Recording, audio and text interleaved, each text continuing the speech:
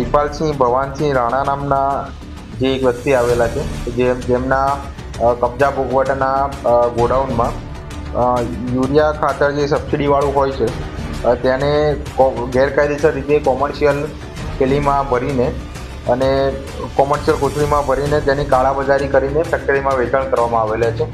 ખેતીવાડી નિયામકશ્રી દ્વારા ખાતરનું સેમ્પલ લેવામાં આવેલું છે અને જો કોઈ પણ પ્રકારની ગેરરીતિ થયેલી હશે તો જે તે વિભાગ દ્વારા પોલીસ સ્ટેશનમાં ફરિયાદ દાખલ કરવામાં આવશે। ખાતર લઈ અને બારોબાર ઊંચા ભાવે વેચવાનું જે આ સુરેન્દ્રનગર જિલ્લામાં કારસ્તાન હાલે છે, ત્યારે સુરેન્દ્રનગર જિલ્લાની અંદર 5 ધારાસભ્યો જે ભાજપના છે, તમામ તંત્ર ભાજપનું છે, નગરપાલિકા, તાલુકા પંચાયત, જિલ્લા પંચાયત આ બધું ભાજપનું હોવા છતાં ભાજપના માણસો મળી અને આ આખા સુરેન્દ્રનગર જિલ્લાના ખેડૂતોને એક લૂંટવાનું ષડયંત્ર ચાલી રહ્યું છે। ત્યારે આ સરકારને એક મારી વિનંતી છે કે આવા જે ખાતર કૌભાંડીઓ હોય કે આ ભ્રષ્ટાચારીઓ હોય કે આ ખાતર 2 નંબરમાં વેચતા હોય એવા લોકોને તાત્કાલિક ધોરણે પકડી અને આમને જેલમાં પૂરવા જોઈએ।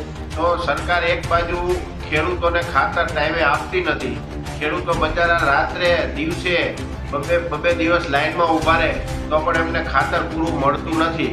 તો પહેલા મોટો પ્રશ્ન એ છે કે આ સરકારી કંપનીનું ખાતર પ્રાઇવેટ લોકો પાસે આવ્યું ક્યાંથી?